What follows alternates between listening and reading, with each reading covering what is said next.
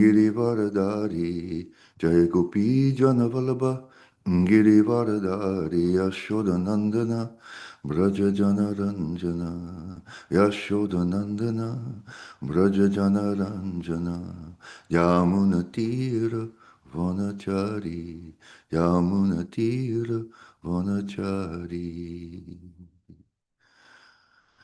Grantaraj Srimad Bhagavatam Ki Jai. Founder Acharya Viskan's Divine Grace Srila A.C. Bhaktivedanta Swami Srila Prabhupada Ki Jai. Om Namo Bhagavate Vasudevaya. Om Namo Bhagavate Vasudevaya. Om Namo Bhagavate Vasudevaya. So today we have Canto 10, Chapter 90 and Text 48. The translation says, Lord Sri Krishna, who is known as Jana Nivasa, the ultimate resort of all living entities, and who is also known as Devakinandana or Yashodanandana, the son of Devaki and Yashoda. He is the guide of the Yadu dynasty, and with his mighty arms he kills everything inauspicious, as well as every man who is impious. By his presence he destroys all things inauspicious for all living entities, moving and inert. His blissful smiling face always increases the lusty desires of the gopis of Vrindavan. May he be all glorious and happy. And the BBT purport, it says, the translation and meanings for this verse are taken from Srila Prabhupada's English rendering of Sri Chaitanya Charitamrita. It's from Madhya, chapter 13, text 79. According to Srila Vishwanath Chakravarti, Srila Shukadev Goswami has composed this beautiful verse to console those who lament the fact that Lord Krishna did not continue to manifest his intimate pastimes down to the present time. Here, Sri Shukadev reminds his listeners that the Lord is eternally present in this world, in his holy abode, his name, and the recitation of his glories. This idea is expressed by the word Jayati, he is victorious, which is in the present tense rather than the past. Srila Prabhupada explains this verse as follows in Krishna. Srila Shukadev Goswami thus concludes his description of the super exalted position of Lord Krishna by glorifying him in the following way. O Lord Krishna, all glory is unto you. You are present in everyone's heart as Paramatma. Therefore you are known as Jananivas, one who lives in everyone's heart. As confirmed in the Bhagavad Gita, Ishvara Sarva Bhutanam Hridaya Arjuna Tishtati, the Supreme Lord in his Paramatma feature lives in everyone's heart. This does not mean, however, that Krishna has no separate existence as the Supreme Personality of Godhead. The Mayavadi philosophers accept the all-pervading feature of Parabrahman, but when Parabrahman, or the Supreme Lord, appears, they think that he appears under the control of material nature. Because Lord Krishna appeared as the son of Devaki, the Mayavadi philosophers accept Krishna to be an ordinary living entity who takes birth within this material world. Therefore, Shukadev Goswami warns them, Devaki Jana Vadha, which means that although Krishna is famous as the son of Devaki, actually he is the supersoul or the all-pervading supreme personality of Godhead. The devotees, however, take this word Devaki Janavada in a different way. The devotees understand that actually Krishna was the son of Mother Yashoda. Although Krishna first of all appeared as the son of Devaki, he immediately transferred himself to the lap of Mother Yashoda, and his childhood pastimes were blissfully enjoyed by Mother Yashoda and Nanda Maharaj. This fact was also admitted by Vasudeva himself when he met Nanda Maharaj and Yashoda at Kurukshetra. He admitted that Krishna and Balaram were actually the sons of Mother Yashoda and Nanda Maharaj. Vasudeva and Devaki were only their official father and mother. Their actual father and mother were Nanda and Yashoda. Therefore, Shukadev Goswami describes Lord Krishna as Devaki Janmavada.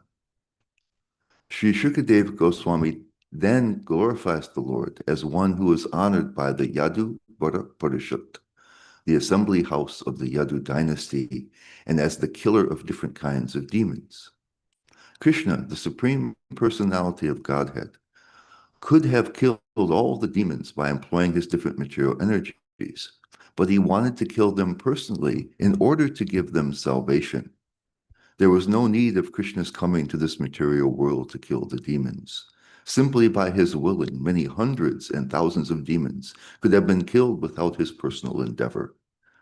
But actually, he descended for his pure devotees, to play as a child with Mother Yashoda and Nanda Maharaj, and to give pleasure to the inhabitants of Dwarka.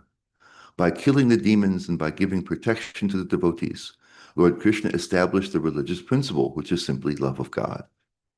By following the factual religious principles of love of God, even the living entities known as sthirachara were also delivered from all material contamination and were transferred to the spiritual kingdom. Sthira means the trees and plants which cannot move, and chara means the moving animals, especially the cows. When Krishna was present, he delivered all the trees, monkeys, and other plants and animals who happened to see him and serve him both in Vrindavan and Dwarka. Lord Krishna is especially glorified for giving pleasure to the gopis and the queens of Dwarka. Shukadev Goswami glorifies Lord Krishna for his enchanting smile, by which he enchanted not only the gopis of Vrindavan, but also the queens at Dwarka. The exact words used in this connection are Vardhayan Kamadevam. In Vrindavan as the boyfriend of many gopis, and in Dwarka as the husband of many queens, Krishna increased their lusty desires to enjoy with him. For God realization or self-realization, one generally has to undergo severe austerities and penances for many, many thousands of years, and then it may be possible to realize God. But the gopis and the queens of Dwarka, simply by enhancing their lusty desires to enjoy Krishna as their boyfriend or husband, receive the highest type of salvation. In this way, Srila Prabhupada wonderfully illuminates the meaning of this verse by Shukadev Goswami, which summarizes Lord Krishna's pastimes. Om Jnana-timirandasya Gnananjana Shalakaya Chakshura Militam Jena Tasmai Shri Gurave Namaha.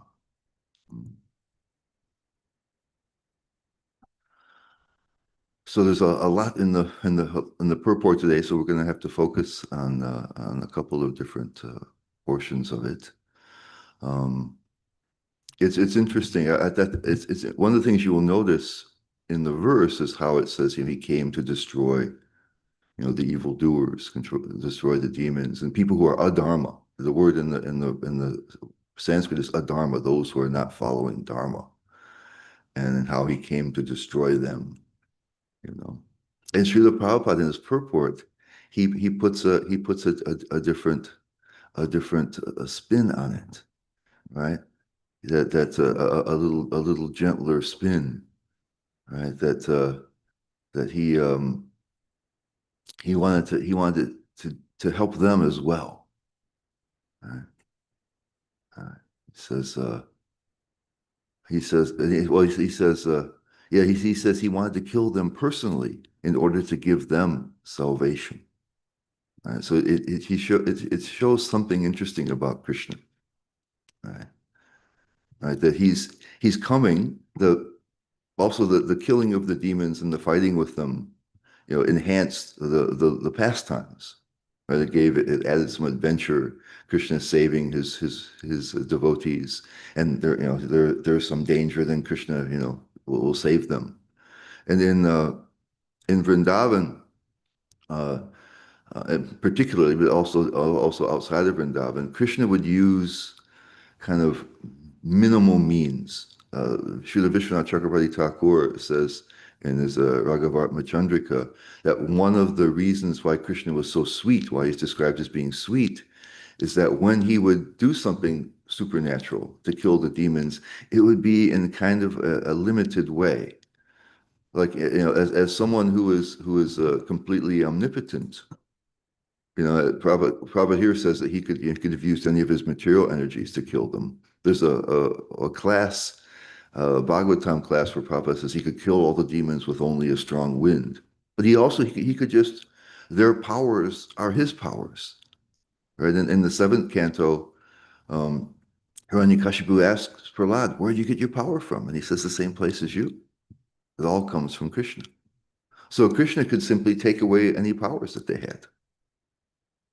He could, Indra's coming to destroy, Vrindavan. He could just make him no longer able to reign. He could easily take care of that. But having him come made for an interesting adventure. And then instead of, forcefully stopping him, he just lifts Govardhan Hill. Miraculous, but he lifts Govardhan Hill. And the residents of Vrindavan at that time, right, some of them were thinking, the cowherd boys were thinking they could help Krishna. They were putting their, staves up there, that if Krishna could do it, they could do it. Mother Yashoda was thinking that actually Nanda Maharaj somehow was doing it, because how could little Krishna do it? Yeah, and the gopis were thinking that Krishna was a cheater, that actually Govardhan Hill had arisen by itself, and Krishna was just pretending to lift it, because Krishna's tricky that way. And so it was sweet. It didn't take away the mood of Krishna's being their friend or their son. So he would take kind of proportionate measures that were maybe miraculous, but somehow they could begin to explain it away and not break the mood. And but then it says here, Prabhupada says, he was wanting to actually to do something for the demons. Instead of wiping them out in some other way, he wanted to give them salvation. He wanted to do what he could do.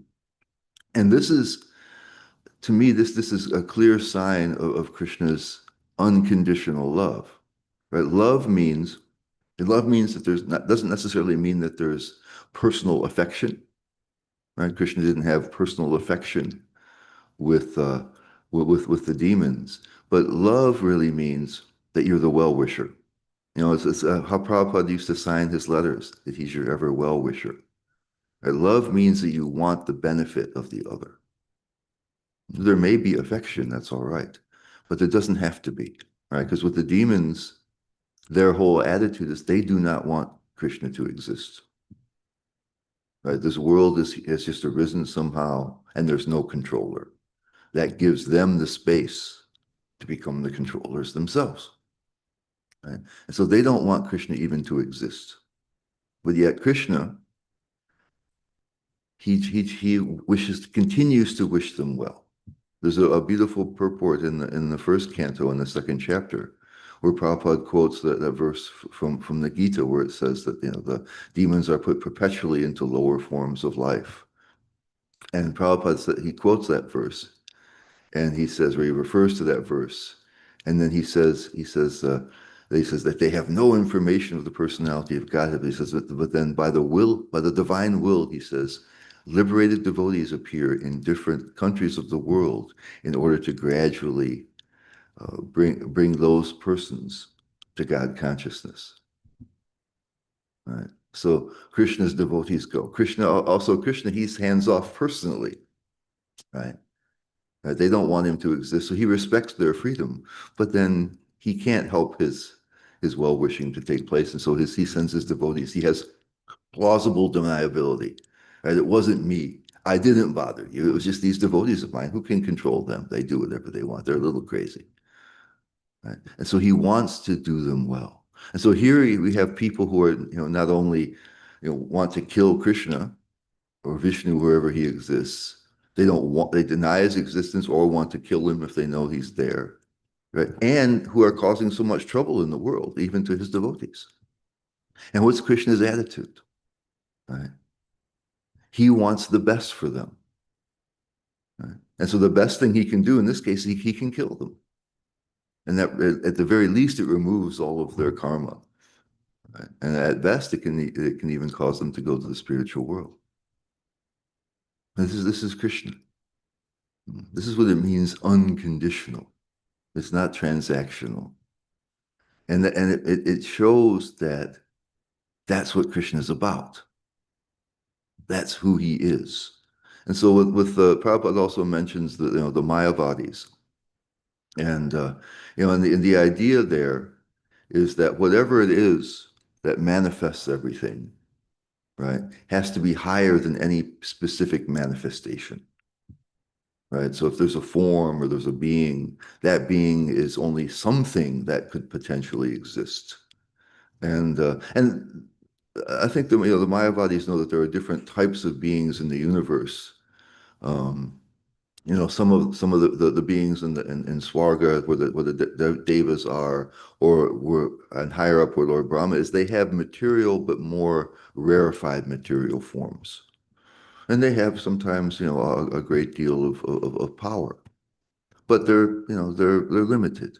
And so when Krishna appears, and when Mayavadi's categorically will say no, that the highest thing is like Prabhupada says, para Brahman, the source of everything, and the fulfillment of everything. And that anything that's limited automatically is of lower quality. And the thing that's missing there is the attitude is still that anything here in the material world that you see, there's some level of desire. There's some lacking because the limited part is not even so much the limitations of being an individual or form. The limitation really is that we think that fulfillment and happiness in some ways have to be acquired. So in the material realm, the connection with soul is severed by our absorption in the externals. And therefore, it's not our natural condition to be satisfied. And that changes, the amount of that changes as you move up the gunas. So in the high levels of sattva, there's a great amount of peace. And in that place, because there's connection with the soul, we're more connected. So there's inner peace. And so you feel less the need to relieve the emptiness and unhappiness that we have. And so there's a feeling of being connected. Right? Those in the mode of goodness see the whole picture. They see how things are interrelated. They feel connected with other beings. They're like me, right? And they think in terms of cooperation. Where the demons, the asuras, they're deep in passion and ignorance. So they feel that the best way they can acquire happiness is by getting as much power and control and domination as possible. Right? So they're doubling and tripling and quadrupling down on selfishness.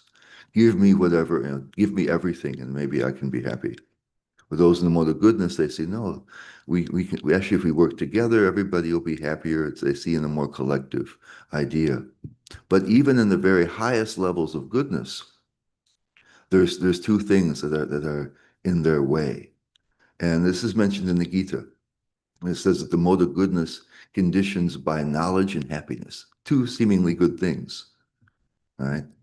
But what happens is that there's some, because when we talk about material happiness, right, it's not just the five knowledge acquiring senses, the jnana indriyani. It's not just the sight, hearing, taste, touch, smell. It's not those things. It's not just those things. They are one of the ways that we encounter, pleasure and pain. But then there's also the mind, right? A lot of our happiness is dependent upon what we think. Right? What is the tape that's playing in our mind? Is it a positive one or a negative one? Right? People say, we say we should try to think positively and we'll be happier, right? And if you have these, really, unhappy thoughts, they will, no matter, even if your circumstance is good, it may really hurt you. And then there's the intelligence, right? The not just ideas, but deep understandings and more conceptual stuff. If somebody, a philosopher or a scientist or somebody in art or some creative person has a really beautiful concept or idea, it may make their whole career. Sometimes people are known for that throughout history. That was their big idea, and that gives them pleasure. And one of the most powerful ones is the ahankara, our egos. What do we think about ourselves? And the mind and that are very closely connected.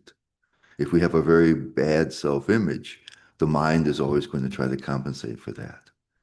We're going to feel bad. So what do we feel about ourselves? Who are we? What's our value? How do we compare? Usually we find that by comparing ourselves to others. So these things are there. And so at the mode of goodness, you feel that, oh, I'm actually quite content. I see so many people unhappy, but I'm so much more content. I can live very simply. I don't need so much. I'm not working so hard like the people in the mode of passion trying to acquire things or, you know, foolishly as the demons are doing, creating so much bad karma. When Krishna kills them, he removes their bad karma and keeps them from hurting themselves worse. And that's because I have knowledge, right? So it's an ego thing. There's a bit amount of ego where they feel this, they're distinguished from other people by their level of knowledge and the resultant happiness. And so that's a conditioning factor, even for those in the mode of goodness. And so as far as the those who are thinking that Parabrahman, the Mayavadis, as the highest possible destination, they see that wherever they see it seems to be there's still some limitation there. Right. And then in the it's interesting in the Isha Upanishad, Prabhupada makes it's a conceptual argument. It's very sound. He says that the Mayavadis will say that any particular thing by nature of being particular is limited. But he says also, if you can't have form, if the Supreme can't have form, that's also a limitation. And when we look at transcendence, and this is where Krishna is coming from, it's actually an enhancer. Okay, so there's three levels really of existence. We have what we're experiencing now, primarily, that we are not completely self-satisfied. We don't have that. We still think in terms of acquiring happiness in some ways. We feel a certain emptiness in ourselves, right? And then at the stage of Brahman realization, right, there's complete peace. That feeling of lacking is gone, and the internal happiness is full. Right? That's what the Gyanis are aiming at, right? Here in this world, Prabhupada uses it comes from the Brahma Sutras, Vedanta Sutras, that people take up the religious path because they want to end suffering. And Prabhupada, quotes that quite a bit and uses that as an entryway into Krishna consciousness. And then there's three different ways to do that. And the first is karma, acting in the right way to have better things happen to you. Um, that, of course, at best leads you up to maybe the heavenly planets and then back down again when the karma is up, and then you have the same problem. So the people who are more discerning, the Gyanis, say, wait, nothing in this material world helps you. And so they want to simply get out, right? And then their conception is Brahman. But Krishna has a different conception. And it shows there, even in his treatment of the demons, that there's something that's greater than peace, and that's divine love, right? Love in this world, we we use it in a very generic way, and it oftentimes includes an awful lot of desire. You know, that we love somebody or something because it fulfills our desires. It makes us happy. And that's desire. We may also then want the happiness of the other to some degree, or even a great degree, and that's love, right? But usually those two things are connected together. If they're not with us any longer, if the relationship is broken, we may not wish them so well anymore. It may be somewhat conditional. Our well-wishing may be somewhat conditional on their also making us happy. And so you see, you have the blues. People have the blues. People, and there's, anger and all kinds of recriminations when relationships break because, my desires are not satisfied any longer.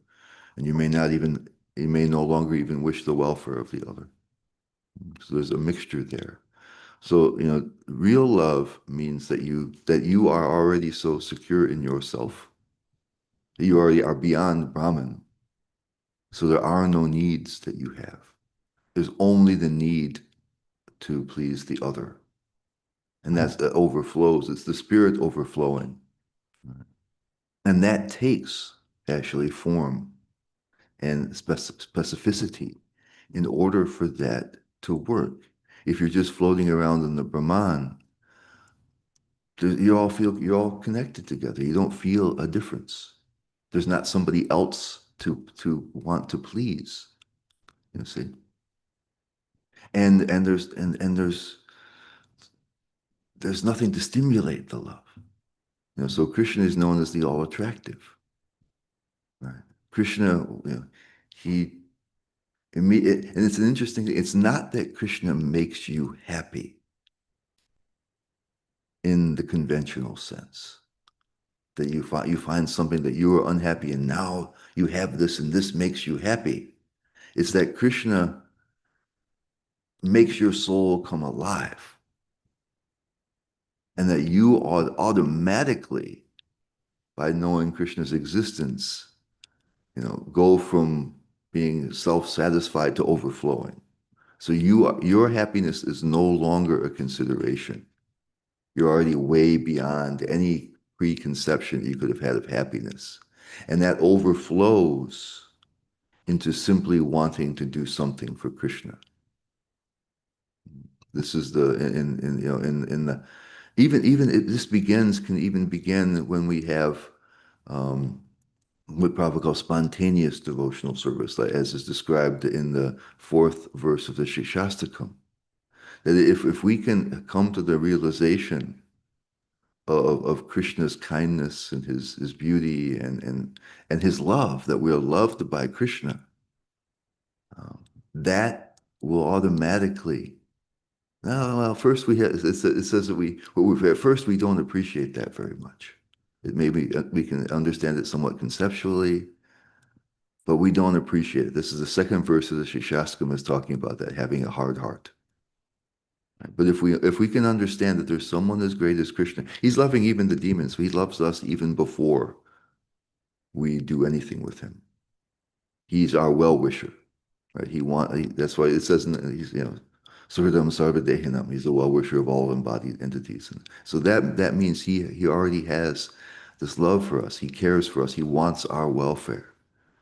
And it's simply a question of how much we want to be related to that. The demons don't want to be connected at all, and we have a choice to be more and more connected. In the Gita it says, right, as we respond to him, then he responds. As we surrender to him, he responds in the way that we desire. You know, he's ready, for the full relationship, but he'll accept us as we want, because love is a free thing. Right, so Krishna is our well-wisher and our helper. And so when we can realize, I mean, anybody who's really loved, even anything, right? If you love your plants, they grow. And anybody who experiences love grows, right? And so if we can have some conception that we are loved unconditionally by Krishna, not transactionally. The level of the connection depends upon us, and so then how we respond. But it's not when we say Krishna is merciful. It's not that Krishna comes down, says you guys are all a mess. I'm not very satisfied with you. You're all supposed to be my servants, and you're not serving very well. So I give you an opportunity to change. No, Krishna is coming for our benefit, not for his. The relationship is broken from our side, not from Krishna's side. And so he's willing, if we're willing, to help clean up our mess. Right? We have so many levels of conditioning. And Krishna is ready to help with that. That's what the holy name does, all of these things. Krishna's in the heart, and he's cleansing the material desires from our heart. So if we're asking Krishna for his help, that's what happens. Right? So when we conceive of Krishna has his love being conditional, and we have to then deserve it and earn it, that necessarily feeds our egos. The ego wants to be in control, the ego wants to be the doer, and the ego wants credit. And we will take credit for our spiritual advancement. The pathway to love goes to the third verse of the Shikshastakam, where there's the humility. If we understood that Krishna loves us unconditionally, just like we are right now. And that always is the case and will always be the case. And that he's offering a close relationship with him, an intimate relationship, if we will accept it. And he will help us to clean up our act. He will cleanse our hearts from the material desires. If we could have some slight understanding of that, there should be gratitude, there should be tears. I mean, tears of joy, actually. Right? There should be tears.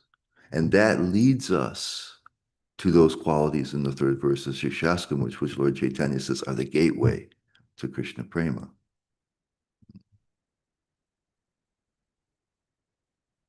And so Krishna's beautiful form, all the pastimes, even his faults, right? Krishna has faults. I mean, you read in the Krishna book, right? He not only steals the butter, he passes urine and stool on the floor and he pinches the babies and makes them cry.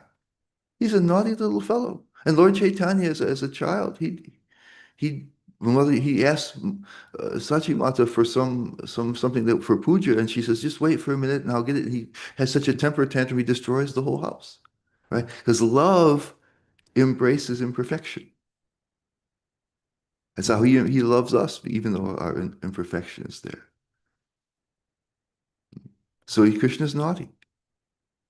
So these things and the activities and pastimes allow love to increase. You need to have two in order for there to be real love, where you are the well-wisher of the other. You can have self-satisfaction and a loving feeling, but you can't have that. So Krishna's form and his Leela are meant for maximizing this love, which is an overflowing of the soul. Okay, we're at the maximum time here. It's 10 minutes left, so let me cease and desist. And thank you for listening. And yeah, let's hear your contributions.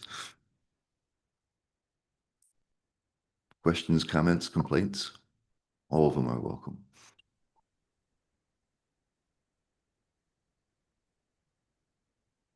William, I see your hand is up first. Why don't you? Hare Krishna Prabhuji, what a wonderful class. What a wonderful class. I have a problem. I'm an alcoholic. And I told Krishna, I said, Krishna, I'm okay. I'm okay. I just want to have a drink. I want to go to the bar and have a drink. So Krishna says, no, you can't have a drink because the bar was full, right? There's too many people in there. So that was Krishna telling me, don't go, don't do it. So I leave the bar and my cab driver gets lost for 45 minutes. So this is karma, instant karma. It's raining, it's pouring, and I go to a church. I put my hand on the cobblestone. And I said, Lord, I'm so sorry. I know I messed up. But I'm ready to follow you now. Please get me home safe. My driver called me, he said, I'm right around the corner, I'm coming. Krishna's so wonderful. Krishna's so wonderful. He listens to you, even if you're sinning, he's listening. And he cares for you still, yeah. He cares, yeah. And on top of everything, I go down the stairs, right? St. Anthony's Church on Houston and Sullivan. Walking down the stairs, I saw a bright light, right? And the bright light kept getting smaller and smaller, and there was this store that's open. And I said, oh, wow, I get to talk to somebody. They're making drinks, like really like smoothies and stuff. I get to talk to somebody. Dude, I opened the door and I fell flat on my face. Flat on my face. And I had to go to the emergency room, right? Take x-rays and everything. And thank Krishna, no broken bones, nothing. So I thank Krishna. I just want to share that. Krishna's everywhere. Hare Krishna. Well, thank you for that. Amazing. All right. I see Min and Gail.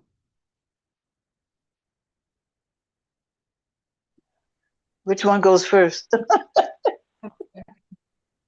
Whoever is more humble goes first. Oh man, now we're going to be in trouble. So then you go.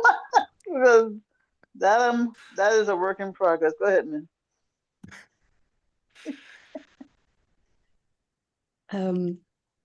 Thank you so much for the class. I have a, you know, in Kali Yuga, we hear that the demons are within us in every individual, um, or demonic qualities, and I see those within me, and kind of want to relate to feeling certain way about ourselves or myself, bringing, showing up in front of Krishna, where I see so many, not uh, great qualities within me, and feeling that maybe in some ways this is not good enough for Krishna. Could you speak to that feeling that way in relation to false ego or our egos, how that prevents us from turning toward Krishna? Yeah, well, I guess what you say right now, you mentioned those things here in this sangha because you feel comfortable here, right? That you can be a little vulnerable here. If you say that you see you have these qualities in you, it's a feeling of being safe, right? That you're not going to be judged too harshly by the people here. This is a kind sangha, right? So this is even more true, and that's not to diminish this sangha at all, but there's nobody who is as understanding and who is unaffected by anything than Krishna. Krishna loves us. It means he wants our welfare. Okay? So when we say, I'm not good enough for Krishna, the demons are good enough for Krishna. He does whatever he does whatever he can to help them. Everybody is good enough for Krishna. Krishna's love embraces them. So otherwise, we're saying it's transactional, and that makes us feel like we have to improve, okay, by our own strength, right? And that's the ego, right? And so the fact is, we're always loved by Krishna. We always have been. We always will be, no matter what. Okay. Now that doesn't mean that we don't want to be more connected with Krishna. It doesn't mean that now I just, okay, great, Krishna loves me, and I'll just do anything I want, and Krishna will still love me. He will, but what is it that's going to allow us to grow closer to Krishna, right?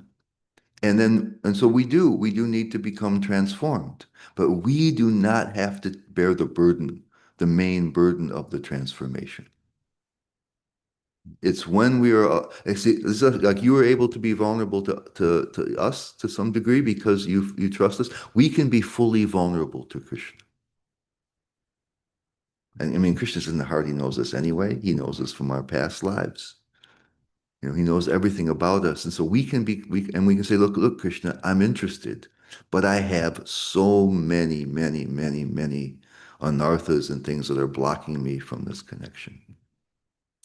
And we know that in the age of Kali, we don't bring anything to the table spiritually. And we shouldn't try to pretend that we do and can.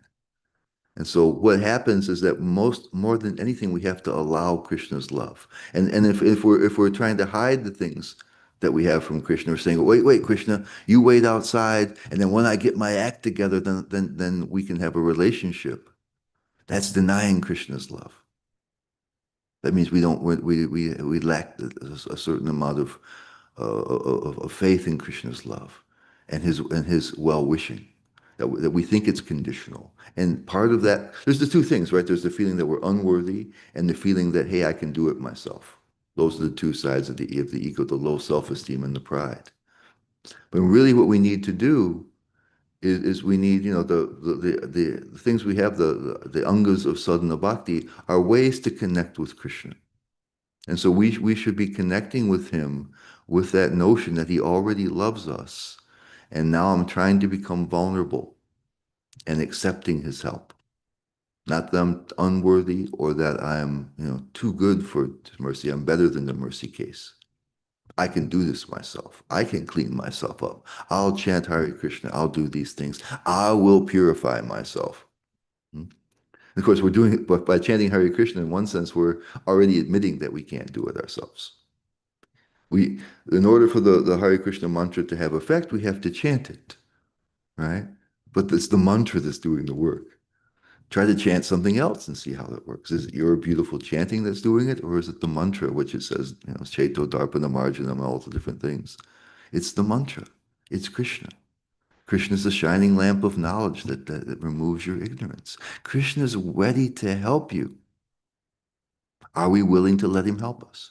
Do we feel that I'm so fallen that I can't accept Krishna's help, I'm not worthy of it, or that, hey, I don't want to just be a mercy case. I want some credits. That's the ego, right? So the more that we think that bhakti is an achievement, and we have the sadhana has some stringent rules. Okay, but really what happens first, we think purity has to happen first, and then bhakti can happen. But purity is a byproduct of bhakti. So if we can come to Krishna in our helpless condition, and maybe if we can even find a little gratitude there, and we allow Krishna to come in and to begin. And see, the other thing I know from myself, we also want Krishna to be a part of our lives. Like it's a natural thing when we come to Krishna, we want him to come into our lives, and we hope he's going to improve our lives. Okay, it's a strange conception because we're supposed to be part of Krishna's life, but that's how it happens. And so if we really want to be transformed, we have to allow Krishna to really dig deep in us and work with our identity. And that can be a fearful thing. How much do we want to really be transformed? And that's one of the reasons why we want to do it ourselves. We want to keep this little ego conception of ourselves that we have. And that's going to go back to Godhead, but it's not. It's going to be something deeper than that. We're going to, all the ego stuff that we have now is going to be transformed into a new ego, into our real self. And we have to be willing. It takes increasing levels of faith and trust. But at least we have to begin by being as vulnerable as possible and be willing to accept some mercy from Krishna. And that's how we become pure. That's how we become able, to act in better ways. It really truly is. We always say it's all Krishna's mercy, but it really, really, really is. And as soon as we have any notion that it's not, then that's a blockage. Mhm. I think it's almost time for darshan. So much. We can carry on afterwards. So I see Gail and Mathura Nath Prabhu are still here.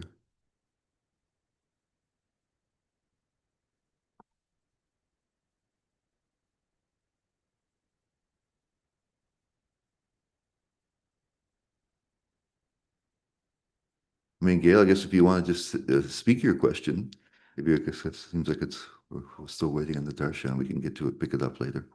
Yeah, maybe if we can continue after, but it's basically trying to get a better understanding of what we are actually accomplishing by our endeavors in our sadhana and other practices of devotion, since it is everything, we are just mercy cases, right? So, it's not that we are controlling any aspect of our self realization, and it's not that Krishna's love for us is dependent on our sadhana. So, if you could speak on that later. Yeah, it's Um, really just our willingness to want that is really what's coming down to that.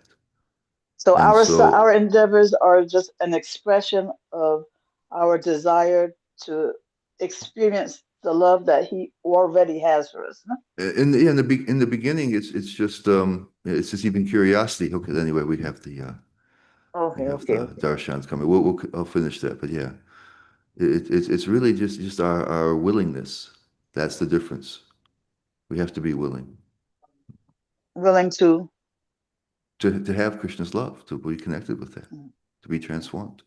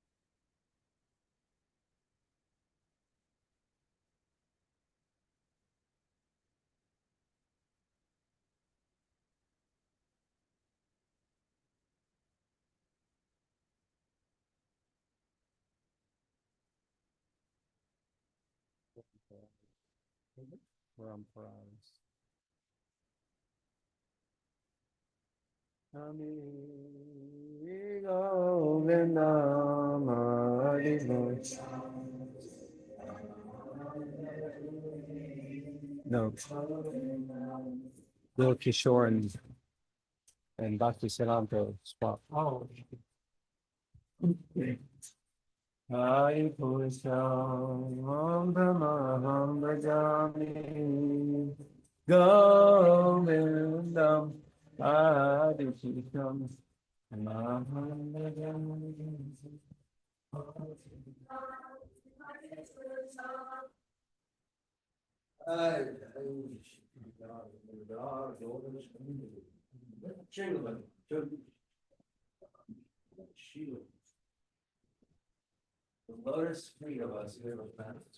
The only way by which we can obtain pure devotional service. By His grace, one can cross the ocean of material suffering and attain the bliss of Krishna. I only wish to have my consciousness purified, emanating with the Buddha's love. Its action to its Buddha's feet, the perfection of its only touch. Yoga He fills my functions and comes up. He is my burden after birth. Looking aside, primarily, my ignorance is joy. The description that has character. Our spirit fast, devotion, mercy, friendly, farewell, water, seeds, all masters, mercifulness. Give us your shade, may thankful spread all over the great worlds. Exalt up by the lotus feet. Prabhupada. Jai, Jai, Jai Prabhupada, Jai Prabhupada. Hare Krishna, welcome to the Afterglow. Thank you so much, Giri Govardhan Prabhu, for staying over time with us. Would you like to keep addressing Gail's concern that? Yeah, exactly. Yeah. So the real situation is, we have Krishna's love always, but are we interested? Right. And so in the beginning, the practice may just be a curiosity. Krishna, are you there? I hear this. Are you there? And oftentimes, I think, what happens is there's a phenomenon that happens. People, when they first come to Krishna consciousness, they have a real powerful experience of Krishna because Krishna's been waiting. And we say, "Hey, I'm in," and it's so wonderful. And we don't take credit yet. We don't get any ego yet. We say, "Wow, this is amazing." And Krishna comes running in the door and says, "Yes, I'm here. I'm here." And then we start to take credit. Oh, I'm chanting Hare Krishna now. I'm doing this, and this is why this is happening. And oftentimes that initial really powerful feeling kind of fades into the background a little bit. And traditionally, people have said that Krishna gives us that first one kind of for free to attract us. And then later on, we have to earn it. And I believe that's an incredibly unfortunate understanding of that situation. Because we earned it quote, by just being open. And then we started to take credit. We said, "Okay, Krishna, I can do this. I'll chant Hare Krishna. I'll do service. I'll learn things, and I'll become." Because we want to be in control. We want to be the doer of that. We want to get some credit for that. So then Krishna has to take a step back with his grace because that's the message we're giving him. And then we think, as I become better, as I become more devoted, as I become more sincere, as I become more and more and more and more and more, then eventually, Krishna's mercy is going to come back in. And instead, we end up getting stagnated. We go to a certain level and tend to get stagnated because we're not opening ourselves for Krishna. And I'm confessing this myself, some of our higher taste, some little element of that is feeling, and that doesn't have to be some kind of heavy pride, but it can just be a little lack of low self-esteem. We feel good about ourselves for being part of this wonderful path, this wonderful philosophy, and having made some progress on it. We feel there's a little bit of self-congratulatory element.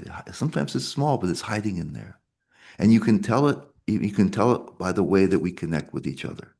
When we're feeling kind of blissed out and taking a little bit of credit, there's a little bit of a distance that we're taking. We may be kind to others, maybe this, but there's this satisfaction with ourselves that makes a little bit of a distance. I'm in a little bit of a bubble. Maybe you're in a little bit of a bubble.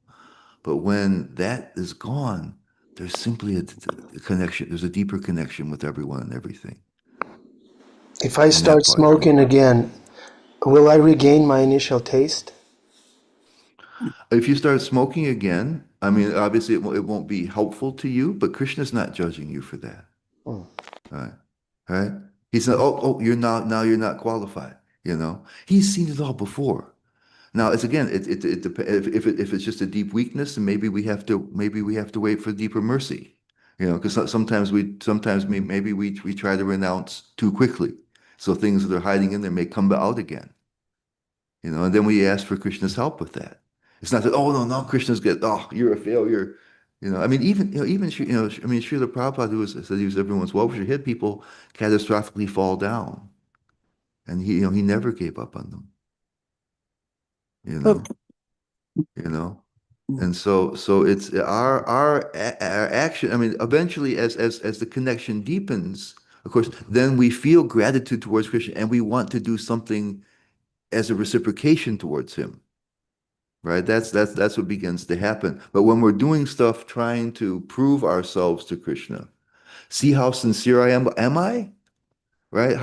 Am I really? But we need to be sincere. And then that naturally our enthusiasm, to do something for Krishna goes on. But at first the relationship is more on from Krishna's side than ours. And when we think that we have to become qualified and that it's broken from Krishna's side, then we have to really, we have to show Krishna how much we're concerned about him. We show how much surrendered we are. We have to show all this. We have to be surrendered, actually. And so, but to do that, we need Krishna's help. And so it's on from Krishna's side, and he's very patient with us. So it's really a question of first, maybe curiosity, then interest, and then as the connection deepens, we feel more like, wow, we want to reciprocate with Krishna in some way. And so the sadhana first can be just an act of curiosity. It can be an act then of interest, and then it becomes more and more, also a giving back to Krishna. But when you said, And, oh, sorry. and at that time, we think that whatever we do is insignificant compared to what we receive. When we think that we're earning and deserving the mercy, then we're giving ourselves credit for that. And that therefore, whatever mercy comes, really we earned it. I mean, Krishna's kind, we give him credit for that, but I, put in the work, I did the discipline, I have the renunciation and the knowledge, and so I deserve that actually. Krishna's kind to have come in the first place and give us some tools, and maybe he gives us some help on the way. But I get a lot of credit for that. That is the false ego that keeps us from having the tears that will take us to Trinadapi Sunichena. It's a blockage.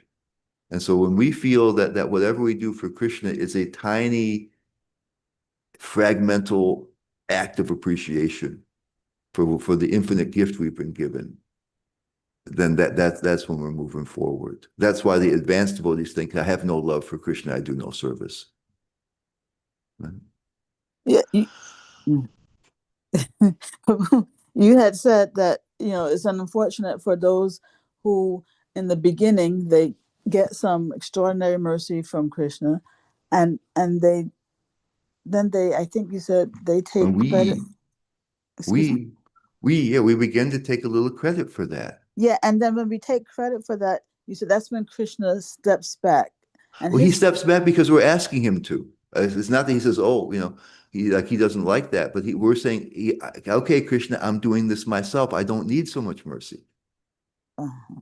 See, I want to do it on my own, Daddy. And so he says, "Okay, but I'm here. Anytime you change your mind, I'm here. And any opportunity I get, I'll take it. But if you're saying you're going to do it yourself, then I respect that." It's not that Krishna's like, "Oh, now I'm disappointed."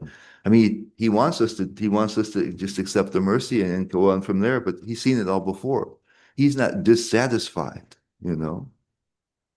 so all right, so Mathuranath Prabhu. Thank you so much, Prabhu. Haribo. Thank you for the nice discussion. I was I'm in a conversation with Gay Hendricks yesterday. I don't know if you know him. He's an author, has a personal development coaching, all the trainings. So one of the things he was doing in the training, I'm doing couples coaching training through them. He's not a Krishna Bhakta.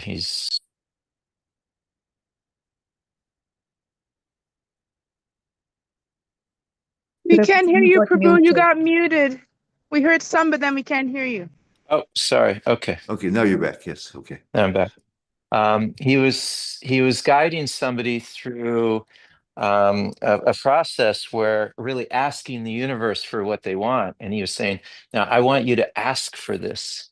And so they were asking for it, and he said, "Okay, that wasn't the full authentic expression of yourself there. There was there was other parts of you that was doubting this." And he worked with her to get to a point of like real full authentic expression in asking for what she really wants. And I thought, wow, that's amazing. Like, am I approaching Krishna and going, "Oh, Krishna, yeah, I really want to go back to Godhead. Please help." Or am I, "Krishna, I want to go. I want to be with you. I want to stop, you know, being so attached to all this, my little petty things here. Come on, let's do this." So how much desire, how are we approaching? Krishna's reciprocating with that. So I was just reflecting on that, and it's relating to what you were just discussing. Yeah, totally related. That we have to be, and of course, we also have to admit our doubts. We can admit our doubts to Krishna. We have to be Yes. fully authentic. Here I am, and I may have some real interest in, transcendence and all that kind of stuff, but I still have an awful lot of other contradictory things and contrary things in here, you Yes. know. And so here I am This, in my fullness, and I need your help. I'm helpless to deal with this on my own. yes, yes, yes. So perfect. That leads into the next thing that I wanted to bring up is I've been bringing this up quite a bit in these classes, but spiritual bypassing. Yeah, And so I'll just be a little vulnerable myself right now, where I've seen in my 29 years of trying to be Krishna conscious, trying to be a devotee, I'm still struggling with, there's parts of me that I didn't understand, I'm struggling with, because I thinking I'm just going to depend on Krishna. I'm just going to try to get the mercy. And I'm seeing that there's unconscious patterns playing out in me that are adaptations I made as a child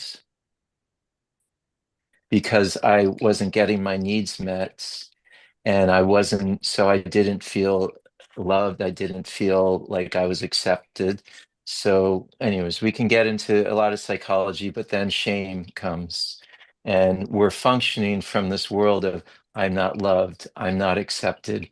So, we're still, as an adult, trying to get these needs met from how a child is trying to get them met over and over, the patterns playing out over and over, and we're seeing these dysfunctional ways that we're going on in life.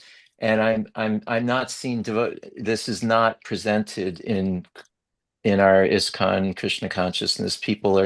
The devotees are not really aware so much of why we are stuck in patterns. So we're depending on mercy, but we have to do the work, which somebody said yesterday, like, yeah, this Krishna consciousness, this is not about the goal, and it's not about anartha nivritti, it's just part of it. But I see many of us, most of us, we don't, myself, don't even understand really what anartha nivritti is, getting to the depths of our patterns, our unconscious ways of being that are sabotaging us and keeping us from really progressing and coming into like our powerful, authentic self. Where if we don't approach Krishna from a powerful, authentic place,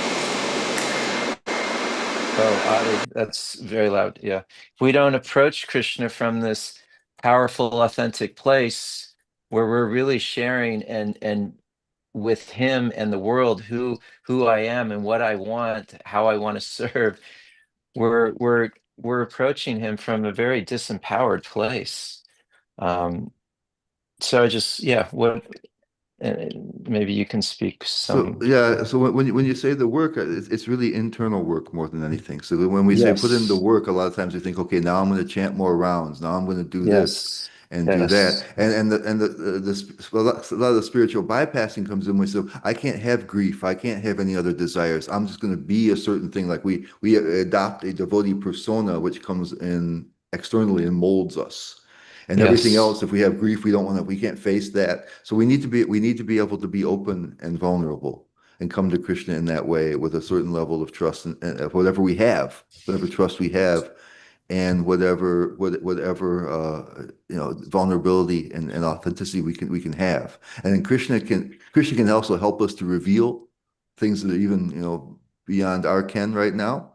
But it's that the real work is an internal one in so many ways. yes. And because again, as soon as we start, and that again, it's not something we get tons of credit for. It's actually a basic thing. And if we can at least theoretically think that Krishna loves us unconditionally, it makes it easier for us to open ourselves and be authentic. Like I said, Yes, agree. you were able to be vulnerable here, just like Min was, because you feel comfortable here. You're not going to be judged so much. Well, Krishna even less. You know, so there's an internal, we have to, it comes down to an allowing of Krishna's mercy, but that takes some work in that sense. But as soon as we start thinking work, I always think, oh, now we're bringing in deserving. We're bringing in deserving. I'm earning this somehow. I get credit for this. And I mean, yeah, we get some credit, right? But it's disproportionate. What Yeah, Krishna's going no, to this do is a for us is great, going to be so this is, disproportionate, you know? sorry, it's a great point. And just to interject that actually it's to see this internal, okay, so we're work. This is service, actually. Yes. This is seva. This is seva for me to be actually available, to become more available to Krishna. Yes. Yes. Yes. What we protect, Krishna won't touch.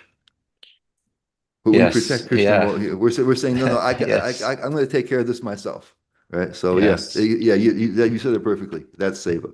Yeah. Yeah. And sometimes, you know, we may need to withdraw ourselves a little bit and be doing this internal seva. Yeah. I'm finding myself needing to do that. Yeah. But at the same time, I'm also seeing that I really need to be around safe people as well, where I can open Yes. up and not be judged. Yeah. Much of the time, we try to open up, and we may get judged, or people aren't able to understand the healing process, and then we get discouraged or feel insecure.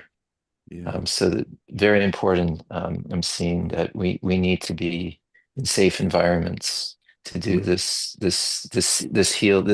healing seva work. Yeah. That's one of the main ways we can experience Krishna's love, actually, is through others who have some connection with that, you know. So if we can be safe spaces for one another, that's something that's really tangible and palpable.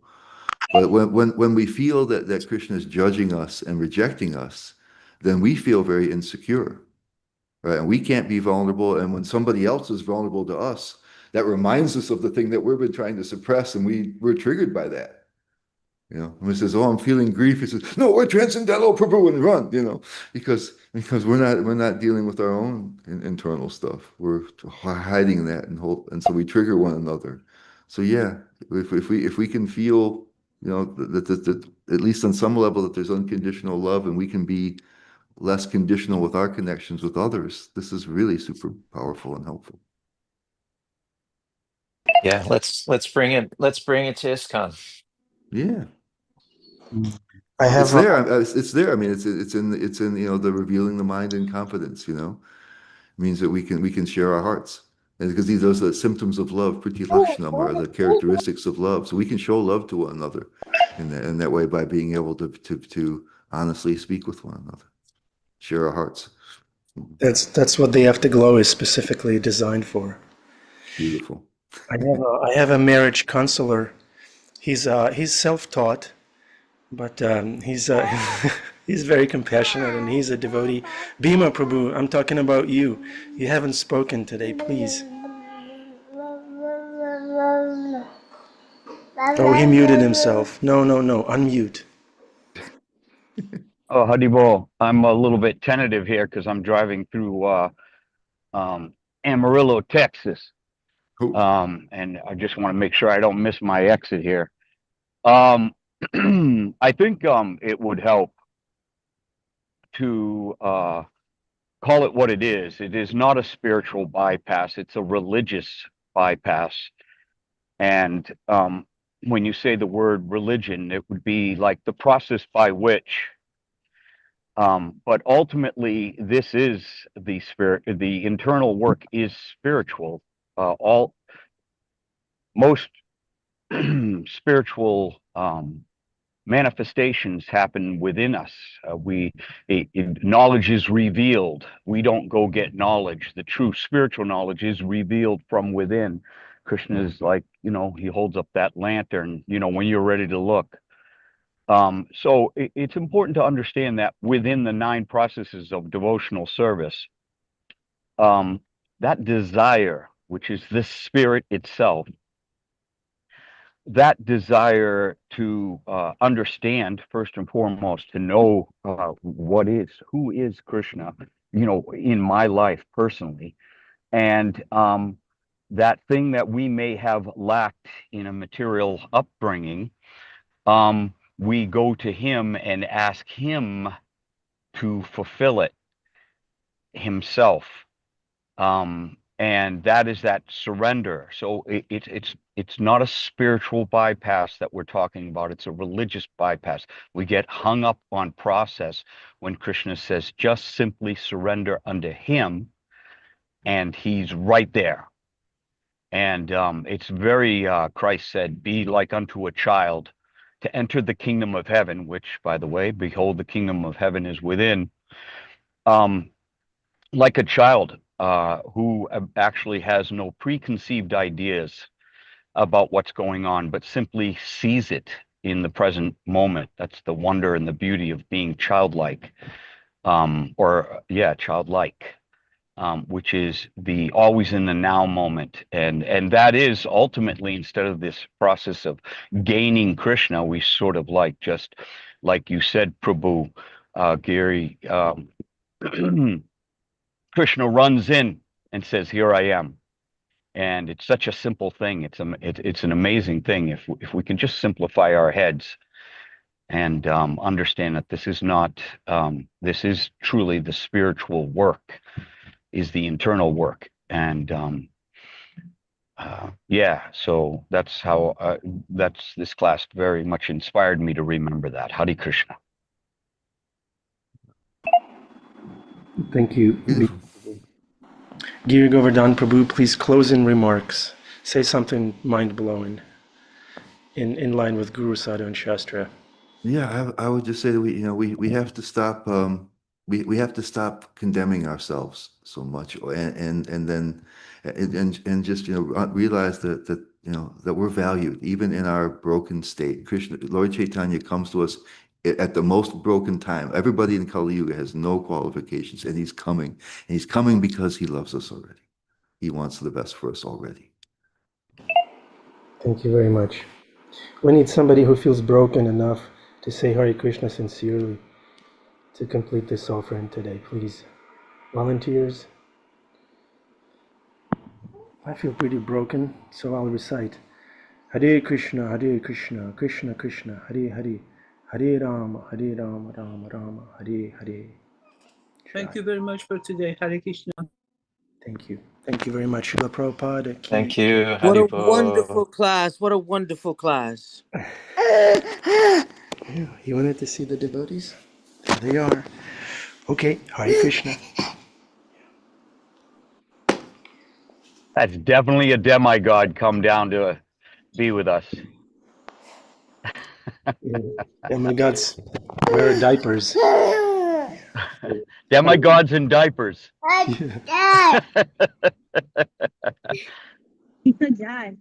What a cutie. Okay, Hare Krishna. Hard to believe you had anything to do with that. It's Krishna's baby. I have nothing to do with it. I'm just changing his diapers, that's all.